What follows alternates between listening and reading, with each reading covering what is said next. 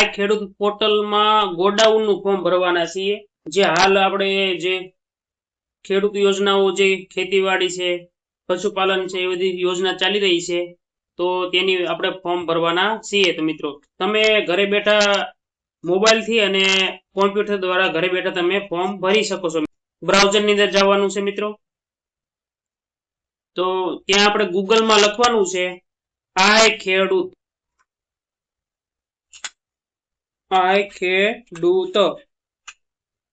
મિત્રો તમારે આ વેબસાઇટ ખોલતા વખતે તમારી પાસે મોબાઈલ રાખવો જોઈએ. મોબાઈલ 712 આધાર કાર્ડ અને બેંક પાસબુક તમારી પાસે રાખવાની છે મિત્રો. ફોટા પાડીને સ્કેન કરી રાખો તો વધારે સારું. આઈ ખેડૂત જુઓ, તો એ આઈ ખેડૂતમાં આપણે આગળ વધવાનું છે. તો આગળ વધીએ. તો મિત્રો તમને મહત્વની સૂચનાઓ દેખાશે, બરાબર. તો અહીંયા જો પોર્ટલ પર લખ્યું છે 27/3/2026 થી 26/4, એટલે કે 1 મહિના માટે આ વેબસાઇટ ખુલ્લી છે. 1 મહિનાની અંદર તમારે 27/3/2026 થી 26/4/2026 સુધીમાં ફોર્મ ભરી દેવાનું છે મિત્રો. તો હવે આપણે ઉપર આ છે ત્યાં ક્લોઝ કરી અને આગળ વધીએ મિત્રો. હવે અહીંયા યોજનાઓ લખી છે, બરાબર મિત્રો. તો ખેતીવાડી યોજના છે, અહીંયા આપણે જવાનું છે અને તમે ડાયરેક્ટ અહીંયા આપણે ચેક કરી શકો કઈ યોજના અહીંયા બતાવે છે, બરાબર. જો નીચે આવી ગઈ યોજના, તો અહીંયા તમે માહિતી આ રીતે તમને દેખાય છે મિત્રો. અહીંયા તમારે ખેતીવાડીની તમામ દેખાય છે. જો અહીંયા તમને નીચે જો લખ્યું પાક સંગ્રહ સ્ટ્રક્ચર ગોડાઉન 27/3/2026 થી 26/4/2026, કુલ ખર્ચના 50% અથવા રૂપિયા 1,02,000 માંથી જે ઓછું હોય તે. તો અહીંયા જો લખ્યું દસ્તાવેજો, અરજી કરો અને વધુમાં, બરાબર મિત્રો. તો અહીંયા આપણે દસ્તાવેજ છે ત્યાં ક્લિક કરશો એટલે આમાં દસ્તાવેજ કયા જરૂર પડશે તેમાં આવ્યું છે. જાતિનો દાખલો લાગુ પડતો હોય તો, બેંક પાસબુક અથવા કેન્સલ ચેક, બરાબર. દિવ્યાંગ હોય તો પ્રમાણપત્ર, સંયુક્ત ખાતેદારના કિસ્સામાં બાહેધરી પત્ર. સંયુક્ત એટલે બધાના ભેગા નામ હોય, એક હાથ બારમાં ઘણા નામ હોય તો એનો સંયુક્ત કિસ્સામાં બાહેધરી પત્રક આપવાનું હોય છે. 7/12 લાખોટો, આધાર કાર્ડ, બેંક. તો મિત્રો અહીંયા પાક સંરક્ષણ ગોડાઉન છે ત્યાં આપણે અરજી કરવાની છે, એટલે આપણે અહીંયા અરજી કરો, અહીંયા બાજુમાં જો અહીંયા લખ્યું છે જમણી બાજુ અરજી કરો, ત્યાં આપણે ક્લિક કરવાનું છે એટલે તમને આવું પેજ બતાવશે. હવે મિત્રો અહીંયા આપણે સમજી લઈએ. હવે મિત્રો અહીંયા જો આપણે આની પહેલા અગાઉ આપણે ગયા વર્ષે અરજી કરી હોય તો અહીંયા મોબાઈલ નંબર નાખવાનો છે અને અહીં ઓટીપી કરવાનો છે. જો ગયા વર્ષે આપણે જો અરજી કરી હોય તો અહીંયા આપણી સેવ અરજી હોય છે. તો અહીંયા આપણે મોબાઈલ નંબર, ઓટીપી અને ઓટીપી નાખો અને કેપ્ચા નાખી દેવાના છે અને લોગિન કરી શકાય છે. જો તમે નવા રજીસ્ટ્રેશન ન કરેલું હોય, એટલે કે અહીંયા તમે ગયા વર્ષે અરજી ના કરી હોય, નવા હોય તો અહીંયા લાભાર્થી નોંધણી માટે અહીં ક્લિક કરો, બરાબર. તો અહીંયા ક્લિક કરવાની. હવે આપણે આ ગયા વર્ષે અરજી કરી હતી તો અહીંયા આપણે ક્લિક કરશું. તમે જો નવા હોય તો અહીંયા તમારે અહીંયા લાભાર્થી નોંધણી માટે અહીં ક્લિક કરો, બરાબર. નોંધણી માટે અહીંયા ક્લિક કરવાની છે.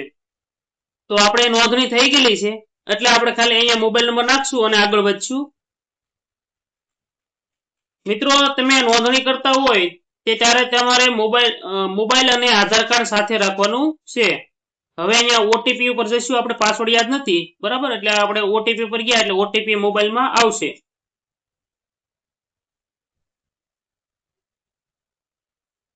ઓટીપી આવતા થોડીક સમય લાગે છે કે મિત્રો. જો આ ઓટીપી આવી ગયો છે, ઓટીપી હવે અહીં કેપ્ચા નાખી દઈશું 10 ને 1 11. હવે લોગિન ઉપર ક્લિક કરશું. જુઓ તો હવે આપણે અહીંયા મિત્રો દેખાઈ રહ્યું છે, બરાબર. જો આ રીતે અહીંથી અહીંયા આપણે સિલેક્ટ કરવું પડશે, વિભાગ પસંદ કરો, બરાબર. અહીંયા તો અહીંયા આપણે ક્લિક કરી અને આપણે જો ખેતીવાડી છે અહીંયા ક્લિક કરશું, ખેતીવાડી, બરાબર.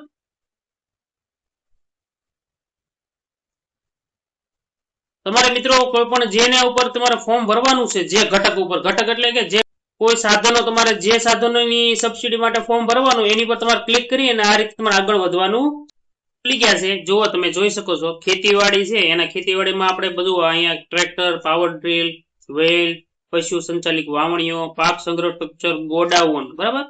તો હવે ગોડાઉન ઉપર આપણે અરજી કરો ત્યાં ક્લિક કરશું.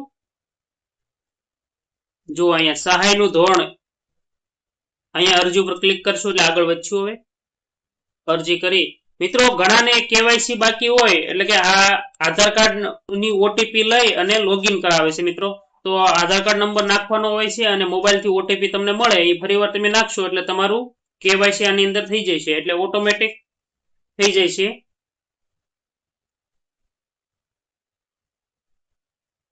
તો મિત્રો તમારો આધાર કાર્ડ નો જેમાં ઓટીપી આવતો હોય તો તમારે બાજુમાં રાખવો જરૂરી છે. એમાં ઓટીપી આવે એટલે તમારે નાખી દેવાનો છે એટલે તમારું કેવાયસી થઈ જશે. તો એ મિત્રો જુઓ વિગતો આગળ લાલ છે તે ખુદડી છે તે ફરજિયાત ભરવાની છે. અરજી સેવ કર્યા પછી કન્ફર્મ કરવું જરૂરી છે. ફક્ત કન્ફર્મ કરેલ અરજી ધ્યાનમાં લેવાશે નહીં. અરજી સબમિટ થઈ ગયા બાદ અરજી અપડેટ થશે નહીં, એટલે કે સુધારો થશે નહીં. અરજી સબમિટ થયા પછીની અરજી પ્રિન્ટ લઈ શકાશે, એટલે પ્રિન્ટ કાઢી લેવાની છે. જો બેંકનું નામ લિસ્ટમાં નામ નહીં મળે તો નજીકની ખેતીવાડી કચેરી સંપર્ક કરવો, એટલે તમારે બેંકનું જે આપણે ખાતું છે એની વાત છે. અરજી પ્રિન્ટ આઉટ લેવી ફરજિયાત છે. આપના દ્વારા કરાયેલ અરજીની પ્રિન્ટ લઈ આપની પાસે રાખવાની રહેશે. અરજી અન્વયે ખરીદી કરવામાં આવેલી પૂર્વ મંજૂરી આપવામાં આવે અને આપના દ્વારા પૂર્વ મંજૂરી મુજબ સાધન સામગ્રી નિયમ સમય મર્યાદા નિયમોનું અનુસાર ખરીદ કરી પૂર્વ મંજૂરીના હુકમના દર્શાવેલ તમામ આધાર પુરાવા તથા અરજીની સહી વાળી નકલ સાથેના દર્શાવેલ આધાર પુરાવા સહાય દરખાસ્ત સાથે રજૂ કરવાની છે. જ્યારે ફોન આવે તમને કે કન્ફર્મ અરજી થઈ ગઈ તમારું નામ છે ત્યારે તમારે આ અરજી અને કાગળિયા બધા રજૂ કરવાના છે મિત્રો. તો આપણે આગળ ક્લિક કરો, આગળ વધીએ.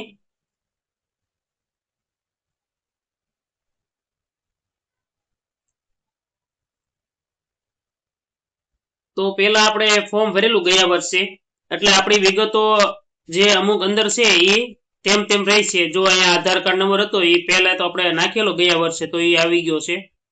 પછી અહીંયા વેરિફિકેશન ટાઈપ. બરાબર. તો આપણે અહીંયા વેરિફિકેશન, જો તમારી પાસે બાયોમેટ્રિક નું મશીન હોય તો તમે એ બાયોમેટ્રિક સિલેક્ટ કરો, અથવા તમારો આધાર કાર્ડમાં મોબાઈલ નંબર હોય એટલે ઓટીપી માટે ક્લિક કરશું. આપણે ઓટીપી દ્વારા વેરીફાઈ કરશું. અહીંયા આપણે એપ્રુવલ ટિક કરવાનું છે. બરાબર. અને પછી અહીંયા સેન્ડ ઓટીપી પર ક્લિક કરવાનું છે. હવે ઓટીપી આપણા મોબાઈલમાં આવશે. તો આપણા મોબાઈલમાં ઓટીપી આવી ગયો છે 71 28 22 88. હવે વેરીફાઈ છે અહીંયા બાજુમાં, ત્યાં ક્લિક કરવાનું છે.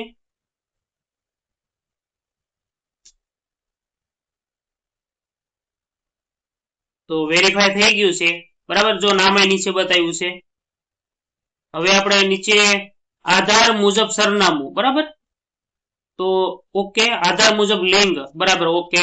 બરાબર. એટલું માહિતી આપણી ઓકે થઈ ગઈ છે. હવે આપણે સેવ એન્ડ નેક્સ્ટ ઉપર ક્લિક કરશું. તો મિત્રો જે આપણી જૂની માહિતી હતી ગયા વર્ષે ફોર્મ ભરેલું એ માહિતી એ રીતે આમાં આવશે. બરાબર મિત્રો. આ રીતે તો તમારે જે બાકી છે એમાં અહીંયા આપણે ભરી દેવાની છે. બરાબર. જો અહીંયા સરનામું, જિલ્લો, તાલુકો, ગામ, પિનકોડ, લિંગ, જાતિ, જાતિમાં ઓબીસી, એસટી, આર્થિક રીતે નબળા અને જનરલ. બરાબર. આવી છે જે ફૂદડી વાળી માહિતી છે મિત્રો એ ખાસ તમારે ભરી દેવાની છે. હવે આપણે અહીંયા દિવ્યાંગ છો કે કેમ ત્યાં આપણે જો અહીંયા ટીક કરવાનું આવ્યું ના. બરાબર. હોય તો હા. તમે આત્માનું રજીસ્ટ્રેશન ધરાવો છો જો અમુક આમાં માહિતી ભરવી પડે દર વર્ષે. બરાબર. તો જો અહીંયા આત્માનું રજીસ્ટ્રેશન છે અહીંયા આપણે હા ના કરવું પડશે. બરાબર. તમે હોય તો હા અથવા ના. તમે સહકારી મંડળીના સભ્ય છો. બરાબર. હા કા ના. બરાબર. હા હોય તો બધી માહિતી ભરી દેવાની છે મિત્રો. તમે દૂધ સહકારી મંડળીના સભ્ય છો હા અથવા ના. બરાબર મિત્રો. જો હોય તો હા.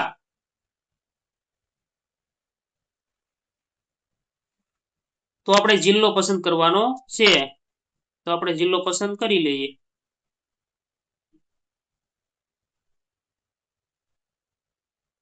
હવે જિલ્લો પસંદ કર્યો એટલે પાછું મંડળીનો તાલુકો પસંદ કરવાનો છે. તાલુકો પસંદ કરશું એટલે દૂધ સહકારી મંડળી છે એ પણ નામ અહીંયા આવશે. આપણે તો એ પણ આપણે સિલેક્ટ કરી લઈશું. ત્યારબાદ આપણે પાછા સેવ એન્ડ નેક્સ્ટ ઉપર જઈશું. મિત્રો આમાં હવે આપણે જો ઉપર મિત્રો આધાર ચકાસણી, લાભાર્થીની વિગત, હવે બેંક વિગત અહીંયા આપણી આવી છે મિત્રો. તો બેંક વિગતમાં કઈ જો સુધારા વધારા હોય તો આપણે એટલે એકવાર તમે મિત્રો ચેક કરી લેવું જોઈએ. તમે નેક્સ્ટ ઉપર ક્લિક કરશું.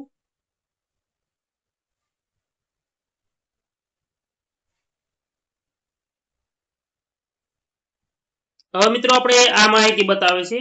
જો આવે આ માહિતી આવી, જમીન રેકોર્ડ ધરાવું છું, બરાબર. તો ખાતા નંબર છે, અહીંયા જમીન માલિકનું નામ છે, જમીનનું નામ છે.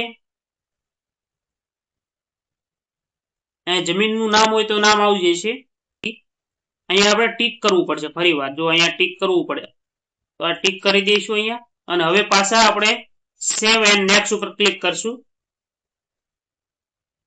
તો હવે અહીંયા માહિતી જો બતાવે છે મિત્રો, દસ્તાવેજની વિગત બતાવે. જો અહીંયા આપણે ગયા વર્ષે 7/12 અહીંયા જો આપણે અપલોડ કર્યા હતા તો આપણે અહીંયા આ તમને આખરી નિશાન દેખાય ને આપણે ક્લિક કરશું ને એટલે આપણને જે જૂના દસ્તાવેજ અપલોડ કરેલા છે કે નહીં દેખાડશે અહીંયા, બરાબર. જો અહીંયા દેખાડે છે, અહીંયા જો આ રીતે દેખાડે છે. તો આપણે શું કરશું, હવે 7/12 આપણે નવા કઢાવ્યા છે તો આપણે એને અપલોડ કરી દઈશું, બરાબર. તો અહીંયા આપણે ડિલીટ બટન છે ત્યાં ક્લિક કરશું અને કન્ફર્મ ડિલીટ કરી દઈશું. તો હવે આપણે ફરીવાર આપણે 7/12 અપલોડ કરીએ. તો અહીંયા ઉપર જુઓ સર્ચ ડોક્યુમેન્ટ છે, એડ છે પ્લસ ને એડ, ત્યાં આપણે ક્લિક કરવાની છે. અને દસ્તાવેજ પ્રકાર છે ત્યાં આપણે આગળની બાજુ દસ્તાવેજ અપલોડ કરો, બરાબર. દસ્તાવેજ દાખલ કરવાનું છે અહીંયા આપણે. જો અહીંયા ઉપર નીચે બેમાં અપલોડ કરવું જરૂરી છે મિત્રો, બરાબર. અહીંયા આપણે લખી નાખશું 7/12 જગ્યા મૂકી અને 8 બરાબર. અહીંયા આપણે સાસ હોય ત્યાં ક્લિક કરશું. હવે સાસવો ક્લિક કર્યું એટલે હવે અહીંયા આપણે નીચે જે ડોક્યુમેન્ટમાં બતાવે ત્યાં નીચે આવી જશે. સેવ ઇઝ સક્સેસફુલ આવી ગયું ઉપર, બરાબર. તો આપણે જે અપલોડ કર્યું તે અહીંયા અપલોડ થઈ ગયું છે. એમ જુઓ તો અહીંયા લખેલું આવ્યું આપણે 7/12 8 આવી ગયું અહીંયા. તો અપલોડ થઈ ગયું છે. હવે તો હવે આપણે અહીંયા એક્શન ઉપર છે ક્લિક કરશું. અહીં બધું આ રીતે. અને હવે આપણે અહીંયા સબમિટ આપશું, બરાબર. તો અહીંયા સબમિટ આપી દઈએ. હવે